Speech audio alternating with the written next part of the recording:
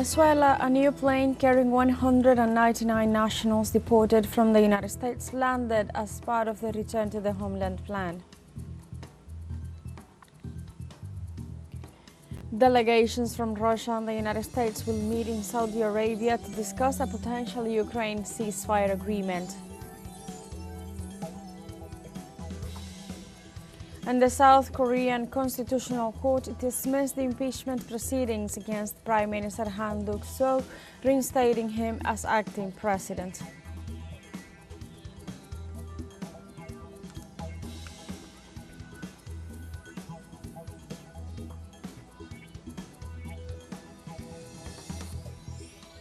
Hello and welcome to From the South. I'm Alejandra Garcia from teleSUR Studios in Havana, Cuba. We begin with the news.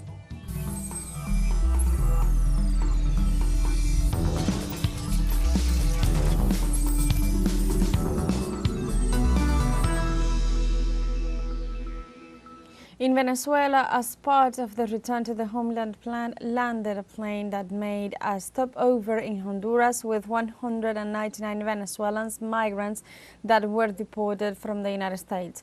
The repatriated migrants arrived in the country an hour after midnight and were received in the airport by Minister of Interior, Peace and Justice Diosdado Cabello. The government of Venezuela has increased its efforts to ensure the return of the Venezuelan migrants who were victims of the Trump administration's immigration policies, especially those who were illegally sent to El Salvador. Let us recall that the Return to the Homeland was established by President Nicolás Maduro in 2018 as a humanitarian initiative to facilitate the return of Venezuelan migrants who had left the country deceived by the so-called American dream.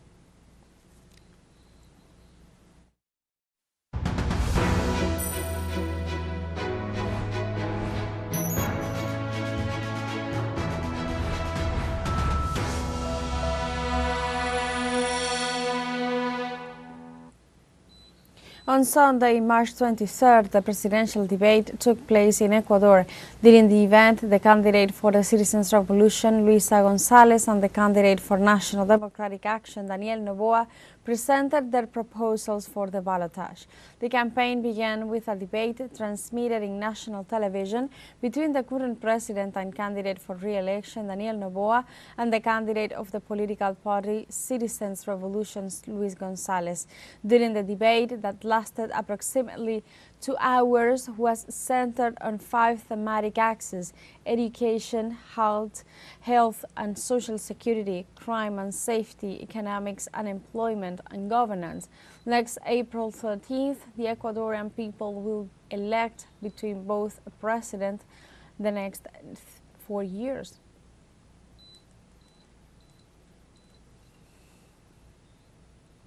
In this sense, during his intervention in the presidential debate, the candidate for National Democratic Action, Daniel Noboa, emphasized that by strengthening dollarization, the economy of Ecuadorians can be warranted.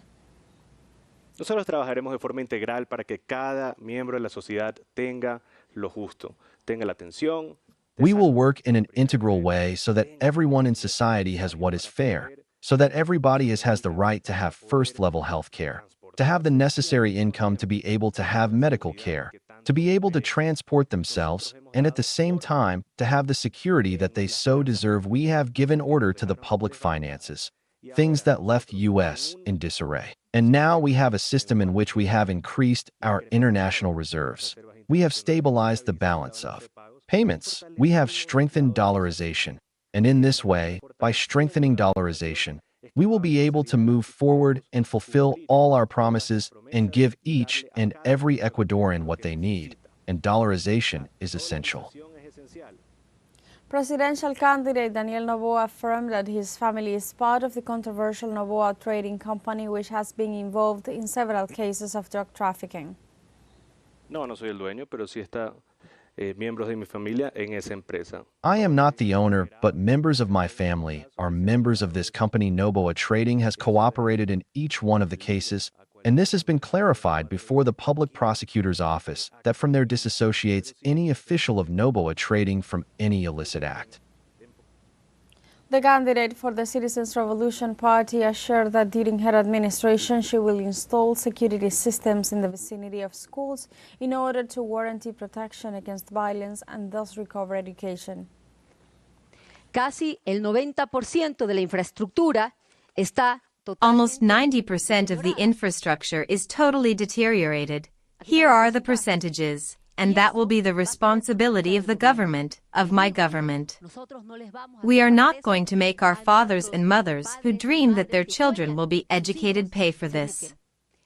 To fight crime, we are going to declare safe zones in educational areas with video surveillance cameras and permanent patrols, with a specific anonymous line to report cases of violence.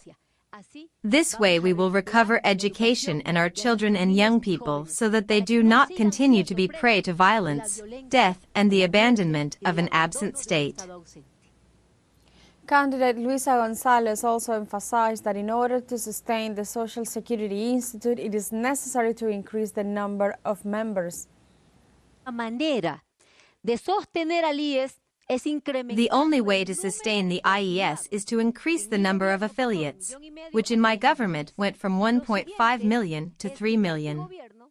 The next thing is that this government has reduced the number of affiliates by more than 28,000 in just 1 year. This is how we put our retirement pensions at risk. Next is employment, which is the only source of adequate employment to sustain the IES. 260,000 jobs were lost in 1 year of Daniel Noboa's administration, and that is where the IES is at risk. On security issues, candidate Luisa González said she intends to strengthen the country's armed forces, combat illicit enrichment, and take control of ports and borders. ¿Qué vamos a hacer? Control. Tomar el control de los puertos, aeropuertos, fronteras y combatir el enriquecimiento ilícito. What are we going to do? Control. Take control of the ports, airports, borders, and fight against illicit enrichment and, also, money laundering. Intelligence and technology, which, surprisingly, the intelligence units of the armed forces were dismantled and their budget has been taken away during this government. Strengthening of the armed forces and the national police with equipment, but we are also going to give them greater preparation, greater strengthening from training together with our neighboring governments, assistance with the United States, with the European Union, with whom we have already met, and work on equipping the 1,300 UPCs and UVCs that are still abandoned, and our police are looking for where to sleep and how to eat. And now we have a short break coming up, but first remember you can join us on TikTok at teleSUR English, where you'll find news in different formats, news updates, and more. We'll be right back. Stay with us.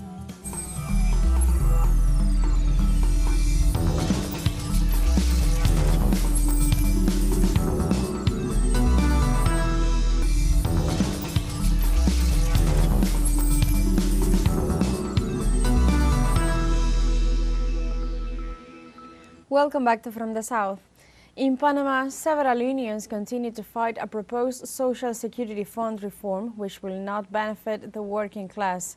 The People United for Life Alliance announced a new demonstration for next Thursday, March 27th. In a communique, they announced demonstrators will gather at the Belisario Porras Park, from where they will march towards the site of the National Assembly to voice their rejection to the privatization of Social Security. The unions say they contemplate several other protest strategies, including a general strike, despite having been met so far with harsh police repression, with many demonstrators having been beaten and arrested.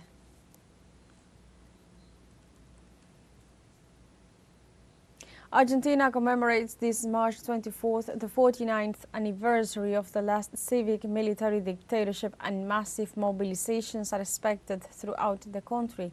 On this day in 1976, the government of María Estela Martínez de Perón was overthrown by the armed forces led by Jorge Rafael Videla, Emilio Macera, and Orlando Agosti. From this day until 1983, massive violations of human rights took place, including arbitrary detentions, torture, forced disappearances, extrajudicial executions, and a systematic plan of baby stealing. The government of Javier Milei once again released a video which denies state terrorism and the disappearance of 30,000 people. Human rights organizations will lead marches in different parts of the country to raise their voices for memory, truth, and justice.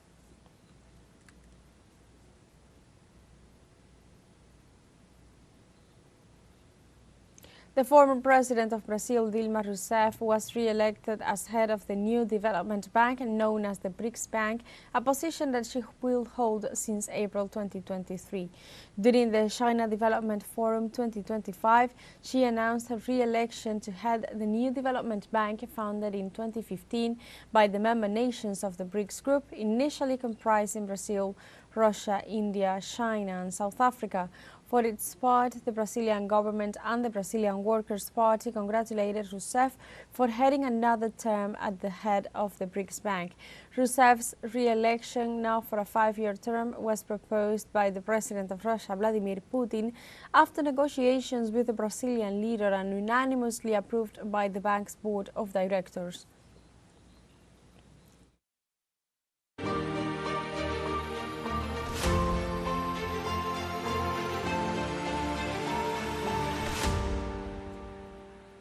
Russian and the U.S. delegations met in Saudi Arabia to discuss a ceasefire agreement between Russia and Ukraine.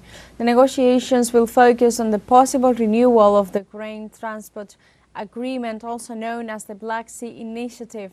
The meeting will be behind closed doors, and Saudi security agents asked journalists to leave the Ritz-Carlton hotel where the meeting is being held. The meeting comes after Vladimir Putin and Donald Trump held a call last week where the Russian president accepted his U.S. counterpart's proposals to introduce a 30-day ceasefire on attacks on energy infrastructure in Russia and Ukraine.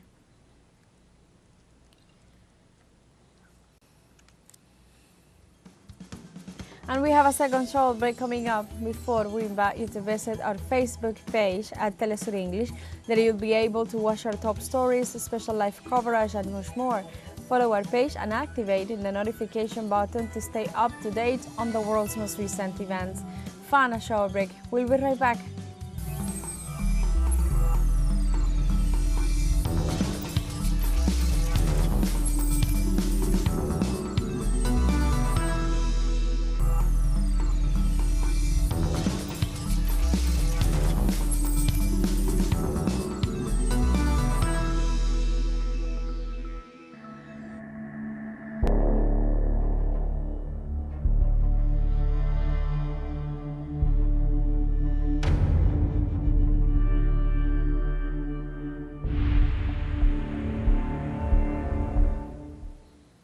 Welcome back to From the South. In Palestine, overnight attacks by the Israeli regime against the Gaza Strip left at least 21 people killed. In a new war crime, the Zionist entity bombed the Nasser hospital in the south of the enclave. Local media reported that 5 medical staff and patients were burned to death during the Israeli airstrike that targeted the second floor of the reception and emergency department of Nasser Hospital in Khan Yunis. On early hours of Monday morning, the occupation army carried out more than 15 bombings in the area. One of the attacks hit an area of tents, killing at least 6 people and injuring several others. Israel broke the ceasefire agreement last Tuesday with bombing raids on Gaza that have killed more than 670 citizens and has been blocking the entry of humanitarian aid to the devastated Palestinian enclave for more than 20 days.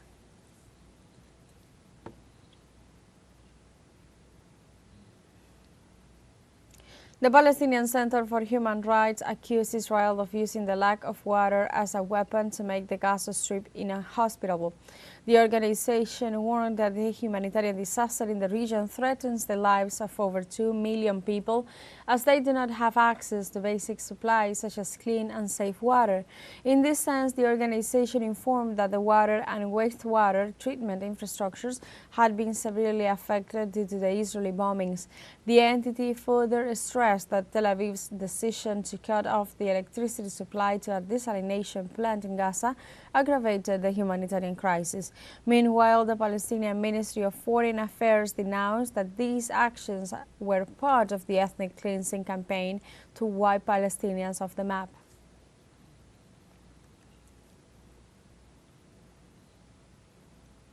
The Yemeni army launched an attack against the main airport of Israel in solidarity with the Palestinian people and after receiving strikes by U.S. weaponry against its civilian and military infrastructure.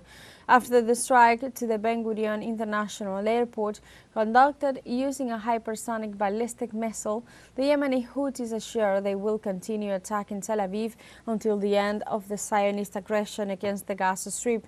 In this context, the Yemenis also confirm an action with drones and missiles against the U.S. aircraft carrier and several warships of the enemy army in the Red Sea. Tensions in the region have further escalated amid continued Israeli violations of the ceasefire and U.S. support for the occupation and displacement of the Palestinian territories.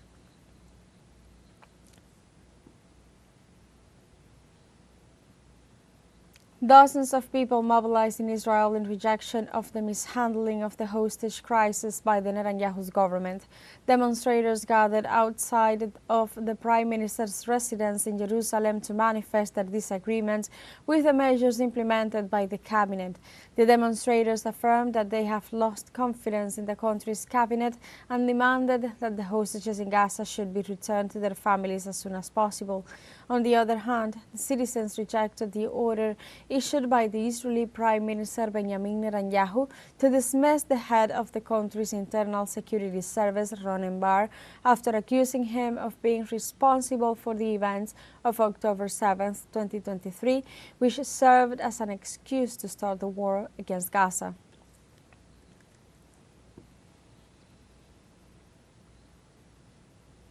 In Syria, forces of the de facto government murdered 72 civilians in the latest 24 hours. Human rights organizations denounced that the General Security Forces claimed 58 civilian lives in Tartus and Latakia provinces, while 14 others had been reportedly killed in Aleppo, Damascus, Homs, among other provinces. Those movements further condemned that over 4,000 civilians had been murdered indiscriminately after the overthrow of the Bashar al-Assad government.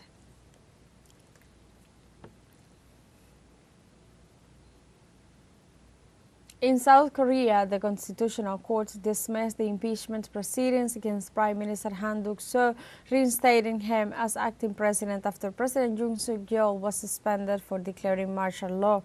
This decision was reached with 5 votes in favor and 1 against by the members of the court, while 2 judges ruled that the motion against Han was invalid since 2/3 of the legislators did not approve it. The ruling came 3 months after the Korean parliament indicted the prime minister for his alleged role in President Yoon Suk-yeol's declaration of martial law on December 3, 2024, among other charges. After his reinstatement, Han stated that he would spare no efforts to address the urgent matters following his return and express his positive assessment of the process and the Constitutional Court's decision.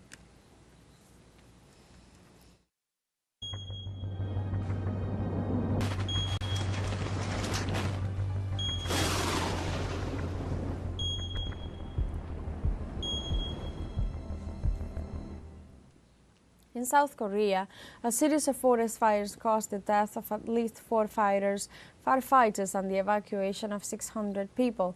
The fire broke out last Friday in Sangcheon County and, in addition to the fatalities, left 6 people injured, burned 16 houses, 2 factories, 9 warehouses and 2 temples. Over the weekend, the flames spread to neighboring Handong County due to the strong dry winds in the area. In this regard, the authorities deployed 36 helicopters to assist from the air in the work of containing the flames, as well as to provide the necessary medical assistance.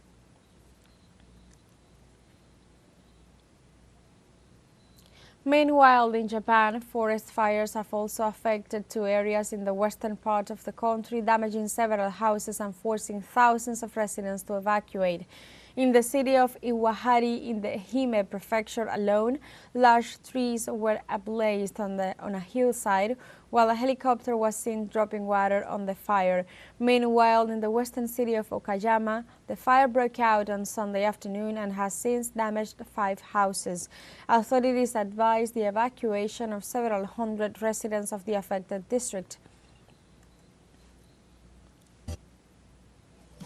And with this information, we have come to the end of this news brief, but you can find these and many other stories on our website at telesurenglish.net and join us on social media. We are on Facebook, X, Instagram, Telegram and TikTok as well. For Telesur English, I'm Alejandra Garcia. Thank you for watching.